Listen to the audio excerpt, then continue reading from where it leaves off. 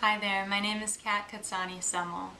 I am the founder of CatTransformations.com, a personal transformation and healing business located in New York City.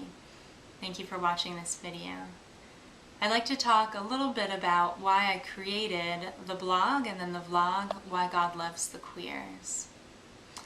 This video was a long time coming. I prayed and meditated a lot on whether it was safe and okay to put this out there to the masses, so to speak. And I got a resounding yes from my inner self, from my soul, from my higher power, which I refer to as God.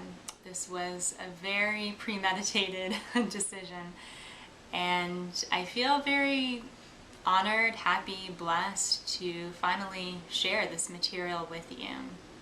The time is ripe. The time is ripe for all of us, gay, straight, trans, otherwise, to step into our light, to step into our spirituality, our spiritual truths in different ways, in brave, new, bold ways. So hopefully I am leading by example, and hopefully I am challenging you to step into your calling and step into offering it in a courageous, new way, today or in the coming days.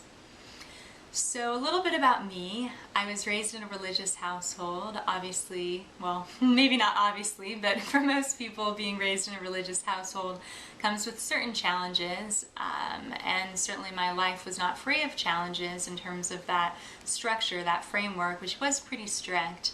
However, I'm very happy with the way that I was raised when I look back in hindsight, just because it gave me that firm, unshakable connection with source energy, with my higher power, which I happen to refer to as God.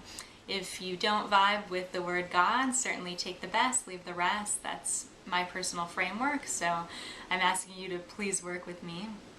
So it gave me that really strong connection to God, and that is something which, once one establishes, completely changes and informs one's life in innumerable ways. So that was a tremendous treasure, a tremendous gift to me. However, as I grew up, as I entered into my early 20s, and I really discovered and explored my sexual identity more, and I really came out ultimately as a queer woman, I realized that I had to wrestle in a whole new way. I had to wrestle with the question of, does my personal subjectivity, which is informed by my sexual identity, actually obscure or cloud my sight in connection to truth or God? In other words, does my subjectivity blur my view of God? Or is it actually the opposite? Does my personal subjectivity, does my queerness, so to speak, actually give me a unique and fresh insight into truth or God? And I actually found the latter to be correct. I found the latter to be the truth as I know it to be today.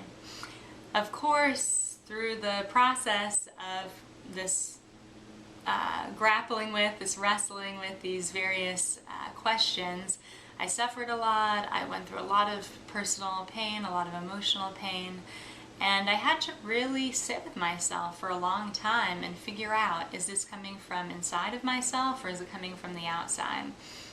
And I found ultimately that my connection with Source, my connection with God, really is an inside job, so to speak, and that whether something was pro-LGBT on the outside or anti-LGBT or something in between, I didn't want that to really interfere with the data that I was getting, the pure data that I was getting from the inside.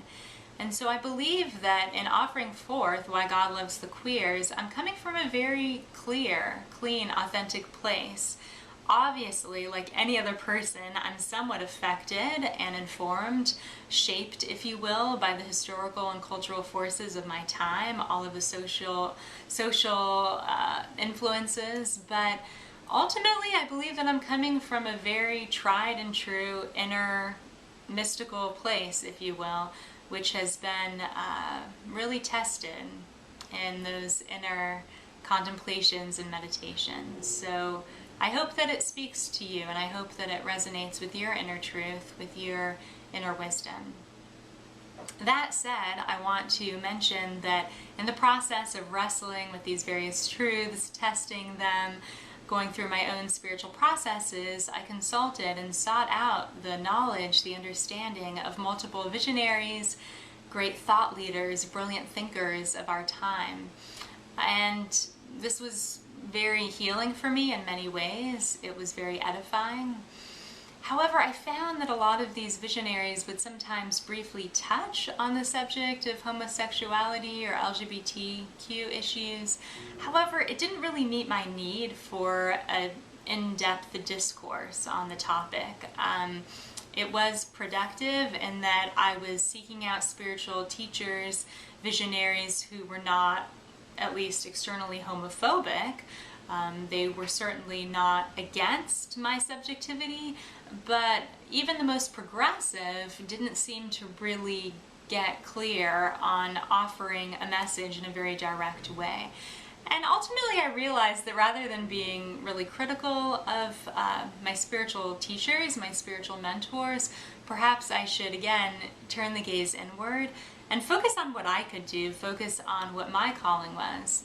So I realized that not simply because of my subjectivity, but as a part of my subjectivity, I actually had a unique vantage point, and this was a strength, not a weakness. It was a big strength, and that I could actually offer spiritual truth to others in a way that other people just don't seem to be doing outside of what I'm offering. Now, of course, in the meantime, in the last year or two, a lot more spiritual leaders of various shapes, kinds, persuasions have come out, and they're offering this sort of rhetoric in new, brave, fabulous ways. And that's wonderful. But even 5 years ago, I wasn't finding that to be the case, or at least not so much. So I hope that this is helpful to you. I hope that it strengthens your personal understanding, your personal awareness, that if you're queer, or if someone you love is queer, you are loved. I mean, that's the simplest way that I can put it. You are loved. You are cherished. You are valuable. You are certainly worthwhile. And you're just as valuable, just as worthwhile as any other human being on this planet. And that is the truth. That is the godly truth as I understand it. And I also want to challenge you, again, if you have been called to do something, say something, offer something, if God has placed a calling on your heart and you've been grappling, like I was for some time, as to whether it's really safe, really okay to put it out there, I say go for it. Look, I'm putting my truth out there. I know that you can do the same. The world needs you. It's necessary. We need all these beautiful voices to come out and speak up at this time. I offer gratitude again for you taking the time out of your schedule to watch this. If you've enjoyed this video, please share it with loved ones who might also benefit from hearing these words and feeling this energy. Take care. God bless.